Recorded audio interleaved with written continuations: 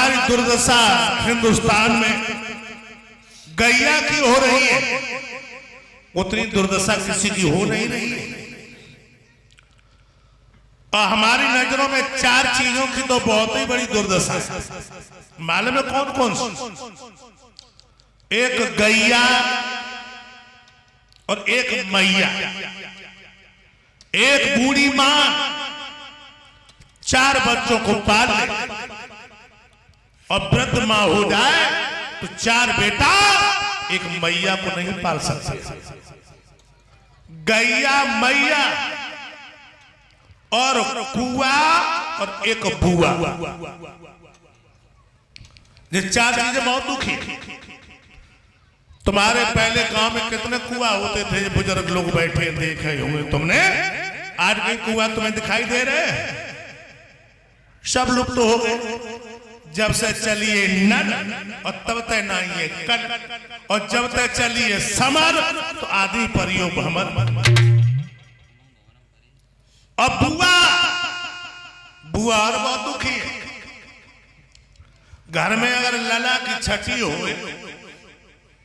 तो बुए को लिबा नहीं गए, मोटरसाइकिल उठाई और साली को हाथ लिबा लेंगे। और लोगों हम तो एक ही बात कहेंगे, कै दूध है गैया को और कै दूध है मैया। और तीसरा कोई दूध हो तो मुझे खड़े होकर बता दे।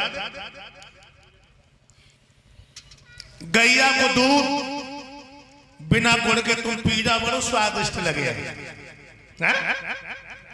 लेकिन बारे मेरे दीनानाथ, मैया के तो दूध में तो चीनी ऊपर ही तो घोर के भेटी। मैया को दूध इतना मीठो हो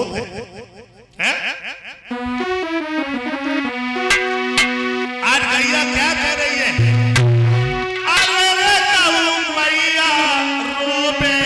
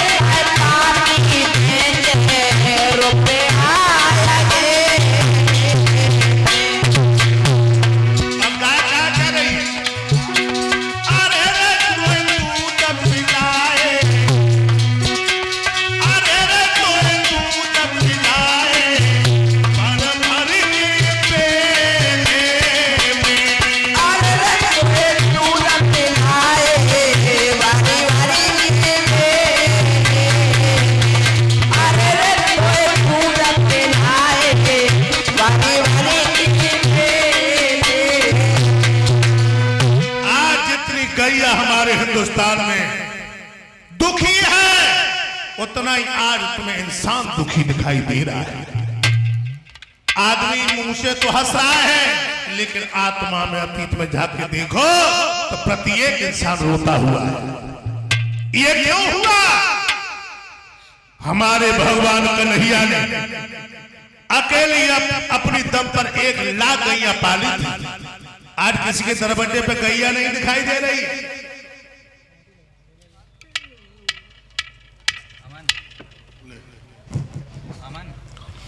गैया नहीं दिखाई दे रही। आज गैया की बड़ी दुर्दशा हुई।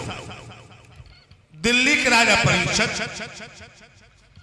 गैया के पास में पहुंचे और अपने दुपट्टा से पर गैया के मुंह को पोंछने लगे।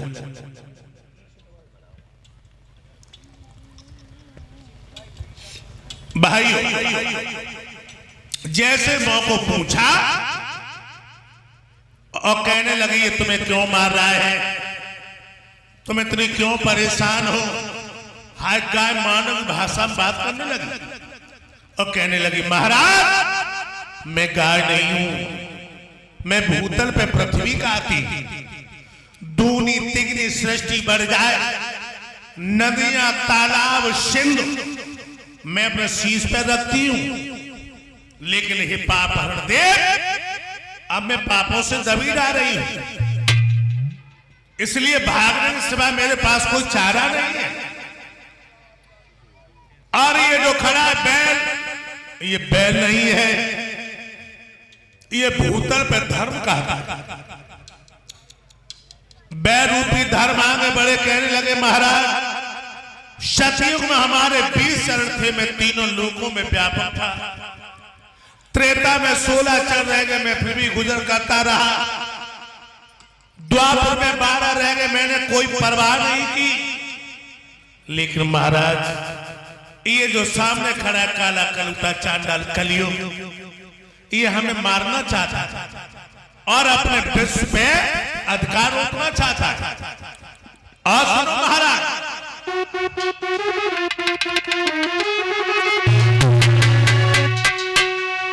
आगे वो समय आ रहा है महाराज जिस समय शासन आएगा इसका, अरे कुछ दिन के बाद जमाने की और हवा बदलने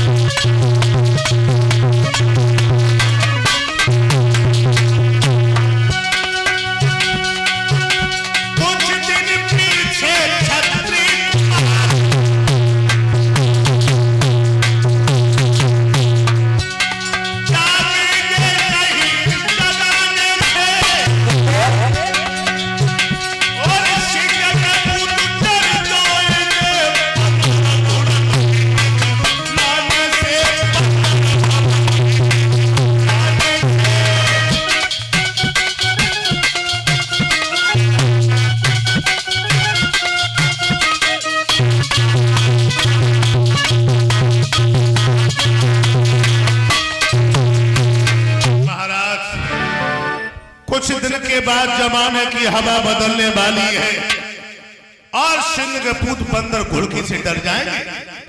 जिस समय इसका शासन आएगा तब दिल्ली के राजा परीक्षित कहने लगे जब इसे ही नहीं रखेंगे सारी मुसीबतें कहां से आ जाएंगी। बैरूपी धर्म कहने लगे और सुनो महाराज जिस समय इसका शासन आएगा उस समय बहुत बुरी बुरी काम होंगे और लोगों आज वही हो रहा है, आज वही हो रहा है।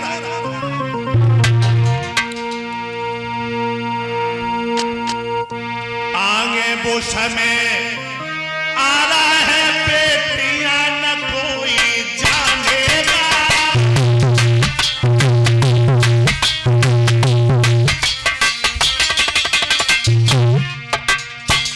महाराज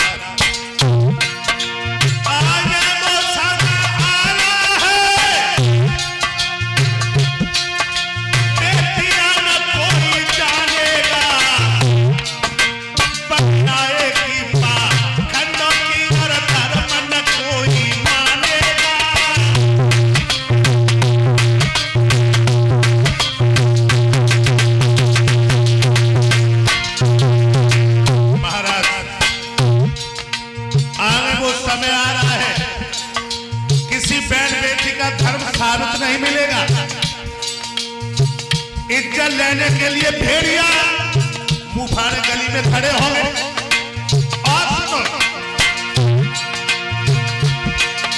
शाबाशी का कदीमाना आगे को नजर आएंगे हम धर्म धर्म जिलाएंगे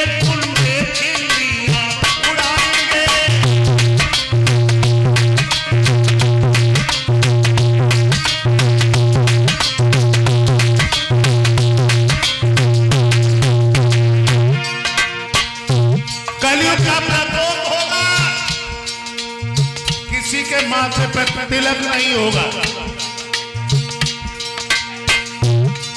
गले में तुलसी की माला नहीं मिलेगी,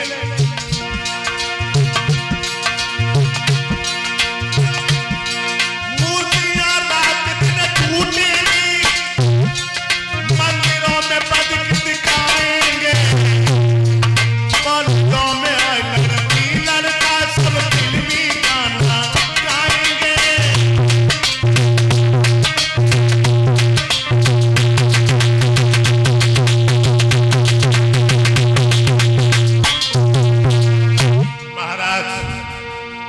जिस समय कलयुग का शासन आएगा उस समय बहुत बुरे बुरे काम होंगे। तो आज वही हो रहा है।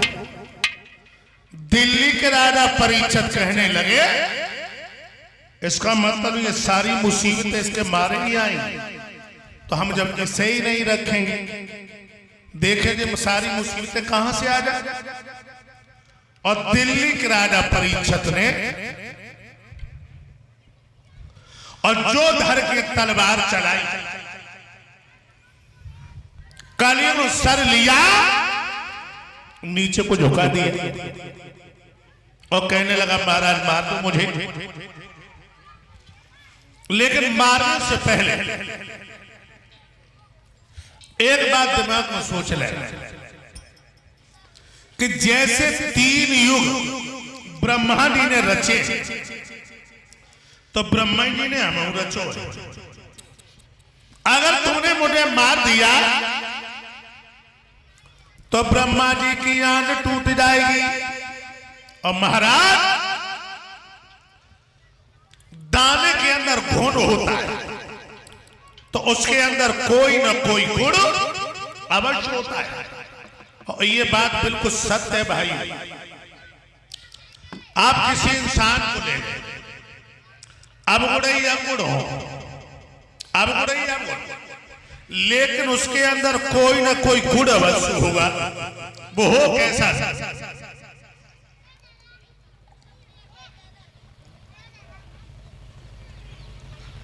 गुण कैसा भी हो। दिल्ली के राजा परीक्षित कहने लगे, तेरे अंदर तो कोई गुण है नहीं, तेरा तो सारा शरीर बीमारियों का घर है। कहने लगे महाराज पुस्ता की माप तो आपने गुण बताए। कहने लगे बता। तो देखिए कल अपने गुण बताने लगा।